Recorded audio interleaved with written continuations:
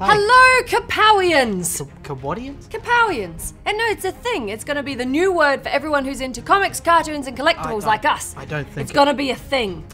Okay? It's gonna be a thing. As per usual, we are coming at you from King's Comics in Sydney. I'm Sonya. And I'm Al. And we've got a bit of a mixed bag today. Yes, it's going to be good. We're going to be looking at Rose and also Fury, My War Gone By. Absolutely. Ray will be joining me later to look at the global phenomenon that is One Piece. And I'll be having a chat with Paul Caggegi about his digital weekly series. Fantastic. Isn't it? But before we get onto that, let's take a look at Ripped. Where are you going?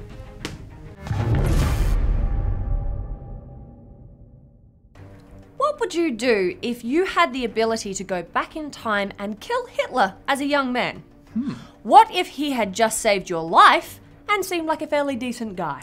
Well, that is an ethical conundrum, isn't Yes, it? it And is it's indeed. just one of the questions that's asked by Ripped, a graphic novel written by Jay Busby, with art by Jason Flowers. Yeah, Ripped tells the story of Adam Fitzpatrick, or Fitz, who discovers he has the ability to pop backwards and forwards in time, ripping through time, from Dallas 1963 to the Trojan War to the signing of the Declaration of Independence. He goes backwards and forwards, desperately trying to save the universe. Yes, because Fitz is not the only Ripper. There's a group of them that can all do this. There's his best friend Chen, and also a woman called Lena, who's gotten tired of just observing history and has decided she wants to change it completely instead. I mean, it's a great premise for a story. Well, yeah, but not a terribly original one. I mean, for a while I was feeling like it was a bit like Highlander, you know, this group of people who all know each other throughout time. And then I remembered a book by Ben Bova called Orion that had a very similar story in there. Oh yeah, but I mean, it's time travel. You can't make those kind of comparisons. There's lots of stories out there. In and of itself, I actually quite enjoyed Ripped. It's a fun story, there's some great characters in there, and, you know, it gave me a bit of a chuckle. Yeah. Okay, but how about the art? I mean, that's often a bit of a sticking point for you. The art is okay. There's nothing outstanding about it, I have to say. The faces go a little bit wonky in some cases, but yeah, it's fairly solid. It really sounds like you're damning with faint praise on that one. No, it doesn't detract from the story at all. There's just nothing that really makes it stand out for me. I do like the way that Flowers used colour to kind of differentiate between the different times that he goes to. You know, Troy is very differently coloured to Dallas, which is again different to everywhere else. The one chapter I really loved, though, was chapter 3, which is actually in World War I. Oh, yeah. I just really liked the way that Flowers used colour and shadow and really stark lines for that kind of era. Yeah, fair enough. I mean, on the story though, I mean, you're right, it is hard to find an original take on a time travel genre story, so it is a bit unfair to compare it to others. And there is a lot in here to like. I mean, I liked all the characters, I like the fact that there are no shining heroes in this. These are all just regular people who've discovered they have the ability to rip through time. Awesome. I also like that they didn't rely on the whole butterfly effect thing too much. I mean, a guy brings a gun to the Trojan War. But wouldn't you? You absolutely I mean, come on, would. that's awesome. But they don't even worry that much about it. They just go about their day. Absolutely. And I did like that. Yeah, and that's the thing. It is a solid time travel story. Yeah. If it has a weak point, unfortunately, it's its ending. Yes, they did kind of rush that, didn't Yeah, I mean, you've got this story about people who can jump through times to these epic battles and these massive journeys.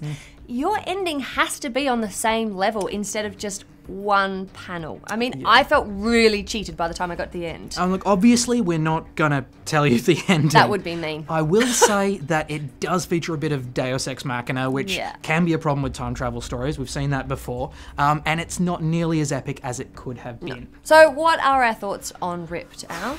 You know what? I'm very ambivalent Yeah? with this story. I mean, there was a heck of a lot to like, but it just could have been so much more. Yeah. And that really bugs me. That's what's dropped it from a buy to a borrow for me. It could have been more. It could have been grander. Yeah. Now, I hate to have to do this, but I actually agree with you.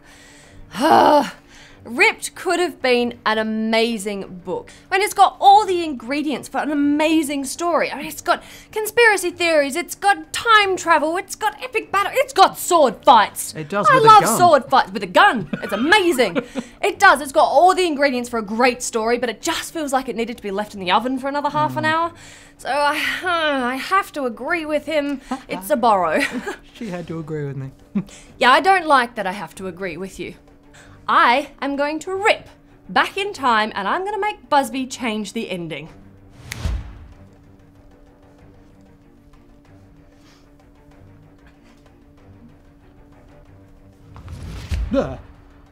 So how did it go? Not very well. No? I ended up in episode 10. Hey, what are we reviewing in episode 10? I can't tell you. It will destroy the universe. No, it won't. Oh well. Where did you get the cookie? You can't have my cookie. It's my cookie! I want a cookie. My space cookie! All right, interview time once again, and today we are talking with Paul Caggegi. Thanks for coming on the show, Paul. Oh, pleasure, Al. Great to have you here. Now, I suppose we generally like to start, if you can tell us a little bit about your background, how you got into comics in the first place. Oh, yeah, sure. The way I got into comics was sort of like a comic book story. You know, I found a stash of my uncle's old comics in my grandfather's house, rescued them from the man because he would just put them out in the trash. Right. And so there I got into Avengers, X-Men, and we're talking circa 1960s, 1970s. Nice. That sort of vintage class of X-Men. Really got hooked. There was also some other books, some independent stuff, heavy metal magazines, Epic by Marvel, all that sort of stuff. And that really got me into the genre. As well as just art in general. Yeah. And it wasn't until years later that I started collecting myself through high school. Sort of picked up a lot of the titles from where they left off, but got interested in a lot of other stuff, like Sam Keith's The Max, for instance. Platinum Grit was an Australian one. Wave Dancers was an ElfQuest spin-off that was done by Australians. Little things like that. Gen 13, Image, that sort of stuff. Yep, awesome. And has that had a lot of influence on your own work, any of those pieces? Anything in particular that kind of pushed you in a certain direction with the art or anything? Absolutely, yeah. When I was reading through the heavy metal mags, I came across the likes of Richard Corbin, Jean-Gerard Mobius, some Neil Adams, although not a lot. But Corbin was the one that sort of really pushed the art. He was doing mixed media back then. There'd be an oil painting on top of a psychedelic photograph.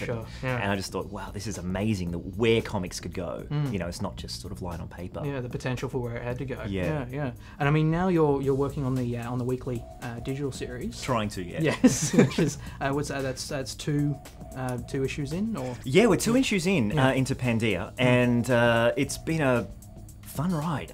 I didn't think I'd actually get onto the webcomic bandwagon. It was originally going to be a film, and then I realised how much work it was going to involve. So I sort of toned it back and said, I'm kind of good with the storyboards, maybe I'll revisit this art comic thing. Sure. And it went really well. And so the first 2 issues, 48 so pages, it's taken me 2 years, and so I'm really hoping to speed up my efforts a little bit, because I do have a goal in mind for the story. Okay, well, if you could tell us a little bit more about Pandeia, sort of set the scene for us a little bit. Okay, I've set the story in Earth's distant future, so we're sort of familiar with who we are still, but there's no moon. The moon's been shattered. It's turned into a ring around the Earth. Right. There's destabilization everywhere. But I wanted to imagine a world where there's new politics, new religions, new ways of doing things, and just see what that world would be like. It involves a quest for restoration. It involves sort of the tomb raiding and things like that, and finding ancient books and puzzles and things like that. It's a bit of an action adventure, but there's a lot of detective work and stuff like that involved as well. So how much has been sort of followed through from Earth's past, and how much is actually still hidden? Is that kind of a lot of stuff that's being unearthed? Oh, yeah. Although there won't be a great deal of that. It's really kind of a new reality, but there's going to be remnants of the past. I just don't want to get too cheesy, I don't want to sort of think, maybe a Barbra Streisand song survives. And make that a plot all things, why Barbra Streisand? Random, I don't know. And how can people get a hold of it at the moment? Oh, well, they can go to pandeia.com. Will there be like a little... Yeah, we'll put that on the screen. Yeah. Awesome. There's an e-store there. They can read it for free online. All the pages are there. But you can download the really cool ebooks, which are high resolution for your e-readers. And there are plans to get some print versions out there. Issue 1s are already out in print via indieplanet.com. Okay. And issue 2 is on its way to the printers. Excellent, excellent. And you've also had some, you've been Supernova and things like that you've shown up at before? Yes, last year was my first year tabling Supernova, so I had an issue of that, as well as some side stuff that I did in some collaborative anthologies with some other artists worldwide, collectively known as the Illo Pond. Okay. And they do some really, really good work, and I'm 3 books in with them, which I'll be tabling all of them at Supernova this year. So I would love it if some people came down from who saw this to my table. Absolutely. Well, we'll try and push them along, definitely. So Pandeia, obviously you're moving ahead with that. Any other things on the back burner that you'll be moving on to, or just focusing on that? I think my focus is Pandeia for the next year at least, to try to get as much of this story told as possible. Sure. My wife just keeps ratting on me, just sort of like, when are you going to finish the damn thing? Finish so, it. yeah. So, you can move on, have a normal life and raise your kid. So who wants a normal life? Oh, exactly. This is way more fun. Exactly. So yeah, that's my goal, and I really got to try to keep focus, although no doubt something will come up that I'll just go, yes, please, I want part of that. So, yeah. Always the way, isn't it? Okay, well look, fantastic. We'll definitely all have to keep an eye out for that. So thank you very much for being on the show. Oh, thanks, Al. It's been a pleasure.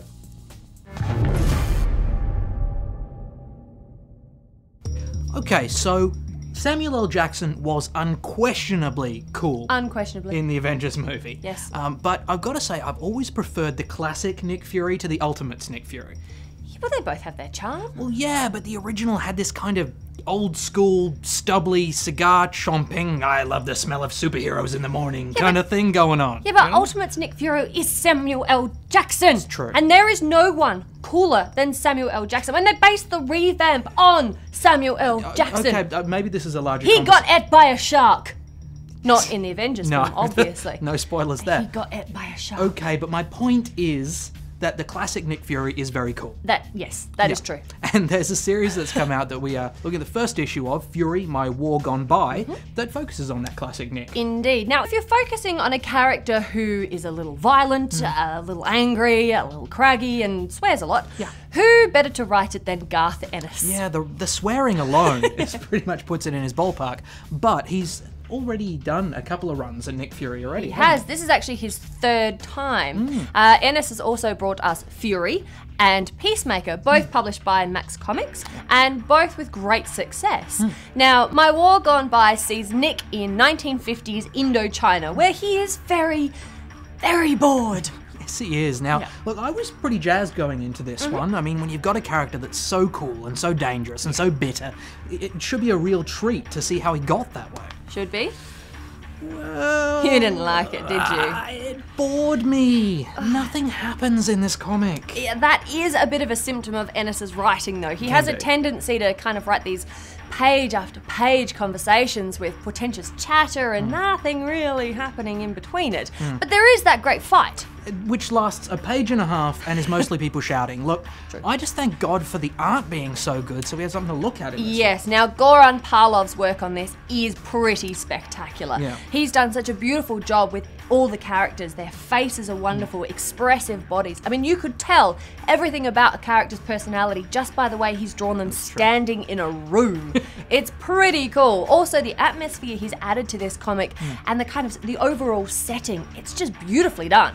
Yeah, it is, but the fact is we've seen what Parlov can do. I mean, you just wish that Ennis had actually given him something more interesting to draw than people standing around in a room. I think you're being just a little harsh. I mean, this is issue number 1. Ennis needs to set up the characters and put them in the right setting before he starts blowing pieces out of it. Okay, I know you're right, but for issue 1, there needs to be a hook to pull you through into issue 2, and I just don't see that in this. I mean, there's a lot of talk about communism and global politics, but there's not really any reason given why we should care. Are you burying this book?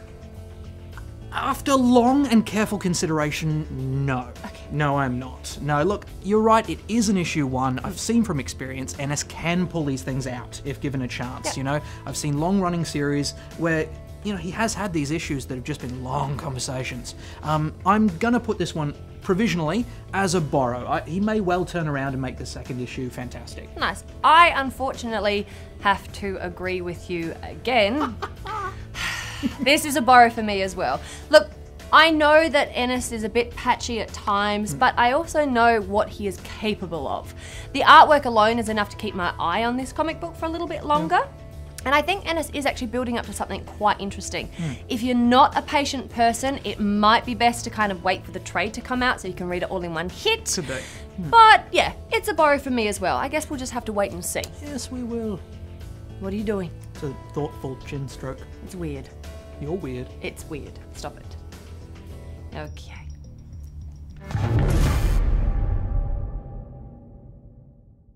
So Ray, tell us all about One Piece. Okay, One Piece has been taking Japan and the world by storm, and we wanted to let you in to the sunshine that is One Piece because it's a wonderful, wonderful anime and manga. So where do you want to start? Let's start with, what is One Piece, Ray, and where is it from? Okay, One Piece is a Japanese shonen manga written and illustrated by Ichiro Oda. Now, a lot of artists like to do this with their work to maintain creative and quality control, but do they do it for over 60 volumes?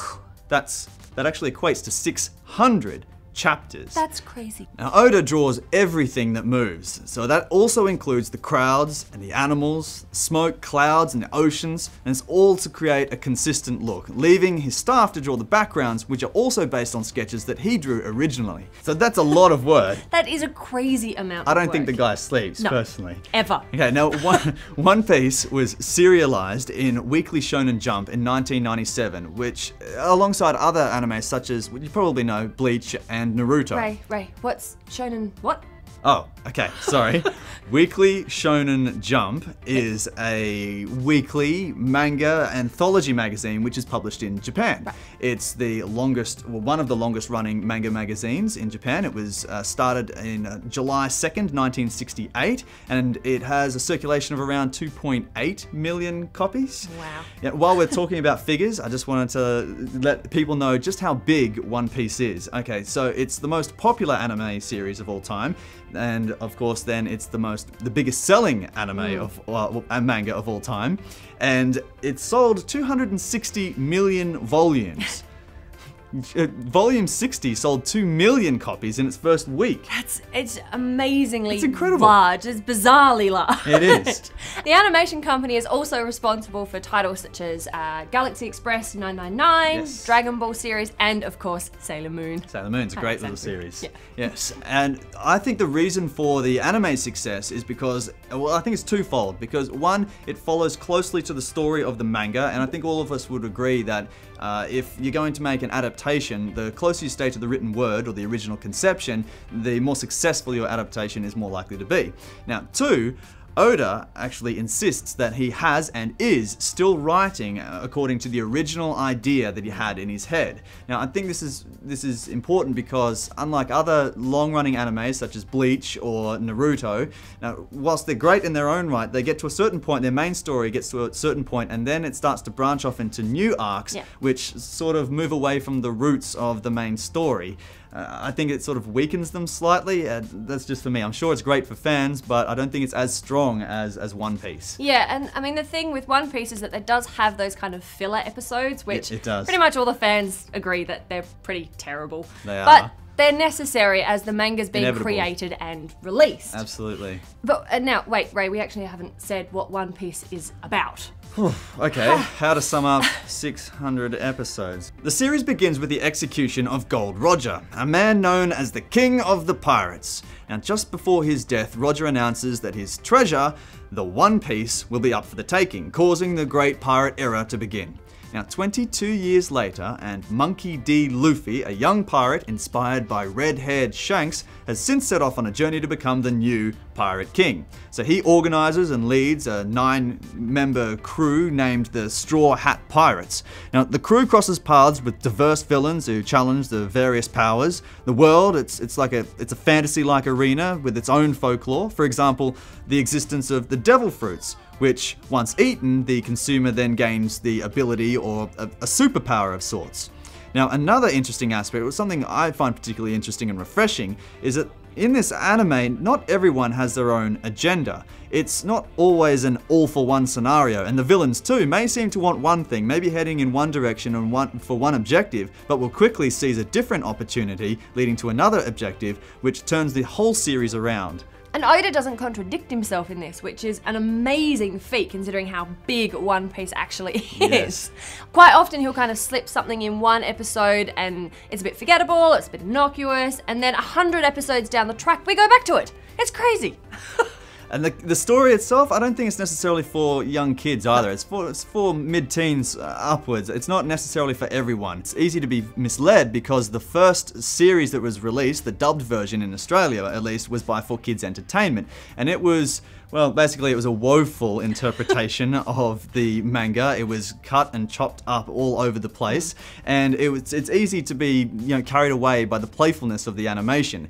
So I walked away and I didn't want to come back to it, but then a friend said, come back to it because Funimation actually then got hold of it and the rights, and then also went back and purchased the rights from 4Kids Entertainment and made something that was truly honorable of the manga. Now, I don't know if that was necessarily a good thing because now I'm kind of addicted. Yeah, I kind of know what you mean. Yeah. It is such a fun adventure series though. Yes. I mean, it's got great characters, it's got really bold, stylized choices, and the animation is just smooth as. It's such a fun adventure. It's very fun. And the soundtrack? Oh, amazing soundtrack. It's so The important. soundtrack is so good. It's awesome. Yes, a friend of mine, he started on the anime and went to the manga, and he said that how much he misses the soundtrack aspect to it. It's kooky, but and it also can be spooky, and it feels very energizing most of the time. It never stops moving, which is a wonderful thing. Now the story itself can seem quite simple or simplistic, but it's much more than that. Oda has spent a lot of time adding a lot of complexity, a lot of layers in there. He deals with some very complex issues like imperialism and nationalism, and there's theology, philosophy. He also goes into humanity issues like poverty and slavery. And I think that's really, it's refreshing. I want to tell you that because it's more than what it first seems. Some people might pass it off as some kind of kids cartoon, but there's much more to it than what you first perceive. Yeah, I am officially a One Piece fan, I have to say. It's great for people who like anime or manga. Like, you can watch it, you can read it, you can do both. Do both. Compare. It's awesome. Yep. So it's definitely a buy from me, but I will put a little warning on it though, because if you start on One Piece, this is a huge undertaking. This is an epic journey, even just to find some back issues and back episodes and stuff. So be warned, you will become addicted and it will just take you on this huge journey. It is massive, but I think luckily Oda has probably got a couple more years left to the story. I think he originally aimed for 5 and now it's gone almost double that. But he claims that he's still on his original story structure, that he won't go past the ending, and he'll cut it off completely, which I kind of respect. Yeah. And hopefully that is the case. Time will tell, because I wouldn't want it to just dwindle off just for the sake of making a bit of extra coin, right? No. Yeah, I wouldn't mind collecting a Luffy statue, maybe something premium format, personally. Ray, you gotta rate it. Oh. Rating. Buy. Most definitely a buy. Absolutely. Excellent. You don't want to know what One Piece is? What is One Piece? I can't tell you. Only Oda knows. Damn it! Gomu no!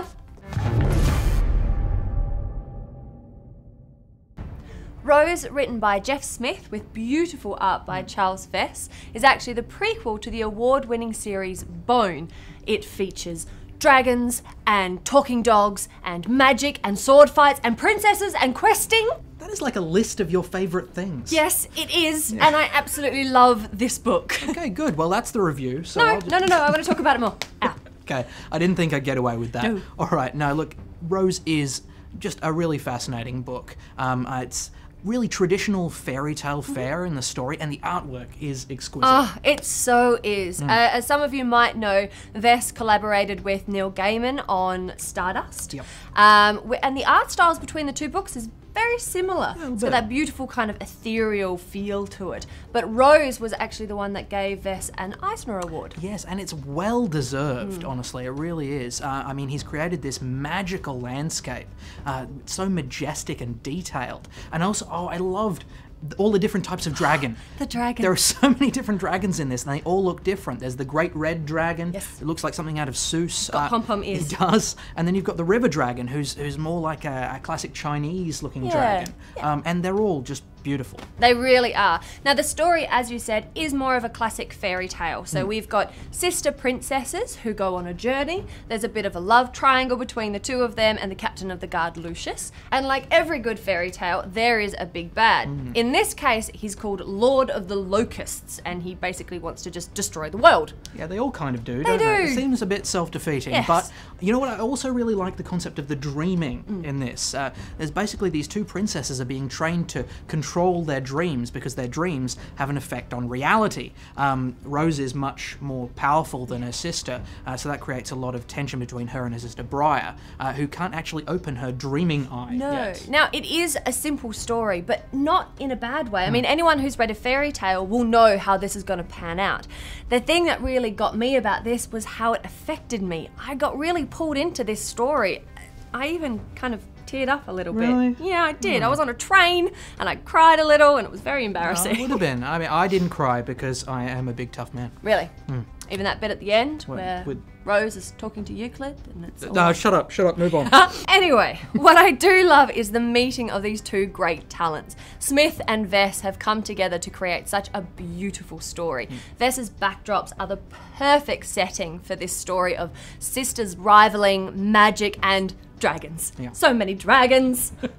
It's true. And also, I love the fact that it's all ages appropriate. It is. Anyone will enjoy this. Adult, child, read it to your kids. It's a brilliant story for that. And that's great to see, something this high quality that is accessible to all ages. Yeah. I mean, it's a nice antidote to if you've maybe just finished reading Pandemonium or A God Somewhere. Yeah, exactly. You know, it's any of our heavy hitters. This might be a nice way to go after that. It's sweet without becoming saccharine, and it's sad without making you want to stick your head in an oven.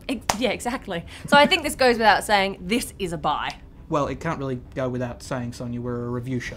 Fine. This is a buy. Happy? Ecstatic. And on this occasion, I actually agree with you. It is a fantastic story. Vess and Smith have both done a beautiful job, and it's just one of those that you can just spend a lot of time drinking in the artwork. But that would be on the second read through, because the first read through just kind of pulls you in with the story. Yes, that's pretty cool. But you know what? I think I'm going to go do that second read through now. No, I want to do it. I'm going to read it. Look I've over got there. the book. That's not going to stop me.